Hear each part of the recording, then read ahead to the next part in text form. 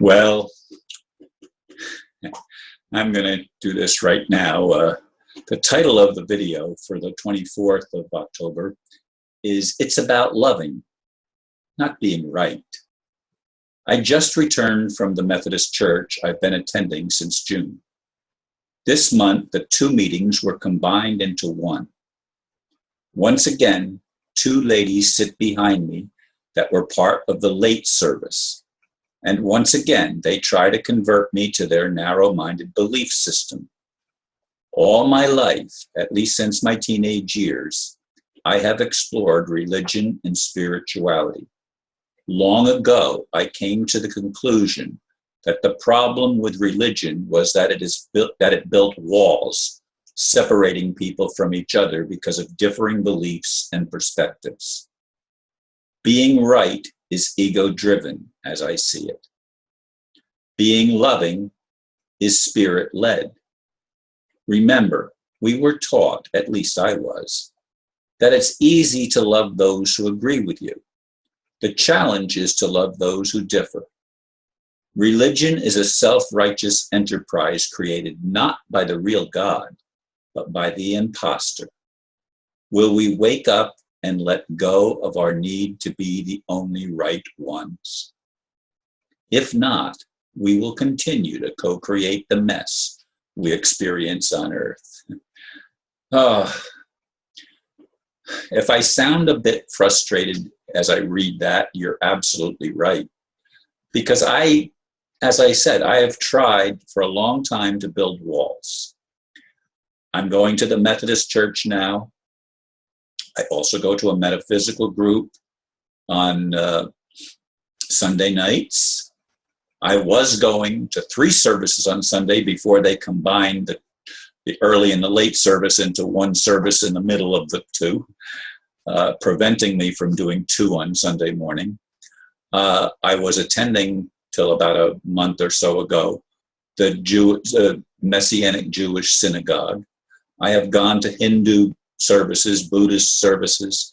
I have spent my life reaching out, trying to build bridges, trying to understand and find the mutual ground where we can agree. And there is much mutual ground that we can agree on.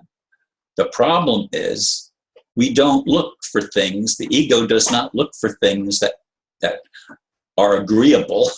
It looks for things that are different so that we can be the unique one. We can be the special one.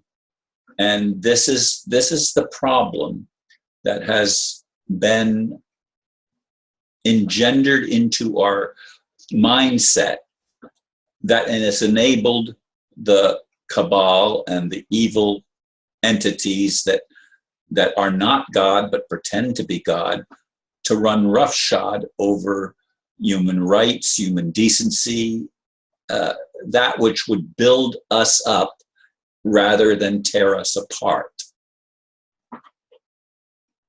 I am not interested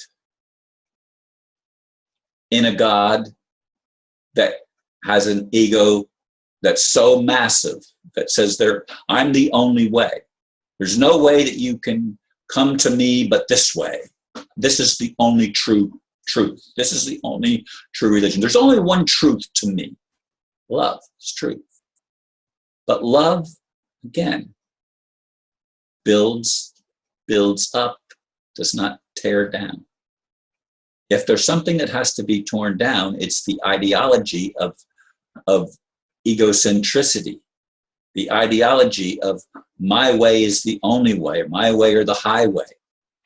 These concepts are concepts that have allowed evil to dominate our world, to dominate Earth. And it's sad. It's very sad to me.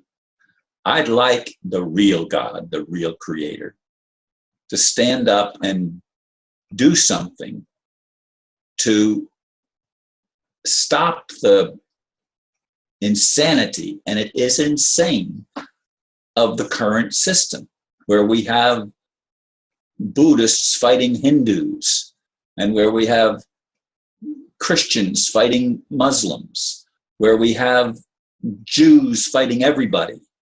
that aren't even Jews. They are imposters. Jews are a nationality. That's the only religion based on nationality, not on faith. It's the only one. And Jews came from the tribe of Judah. And when it separated from Israel, remember, they were not the same thing. Israel was the northern kingdom, and Judah was the southern kingdom, with Benjamin and the priests. Most of the priests that were in Israel went to Judah because that was where Jerusalem was, and that's where everything was supposed to be aligned.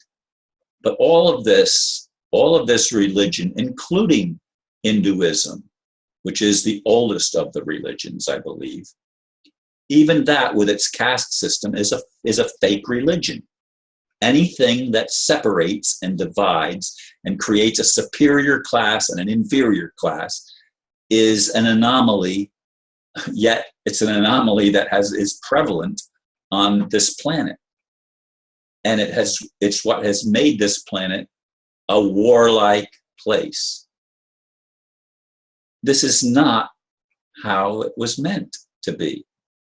It's not my vision that I've had for such a long time.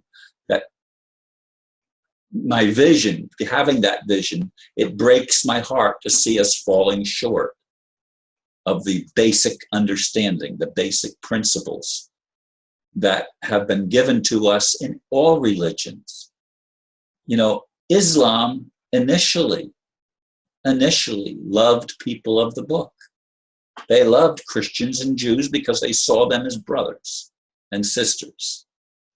They saw them as part of the same family, just with a different perspective. And Hindus and Buddhists used to be part of one thing.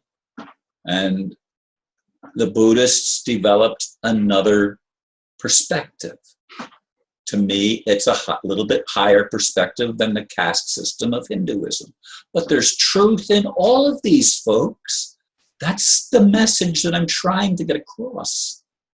And the most basic of all is simply to listen and to love and to allow people to have their differences and show compassion and wisdom in being able to discuss things without arguing over who's right. That's the problem.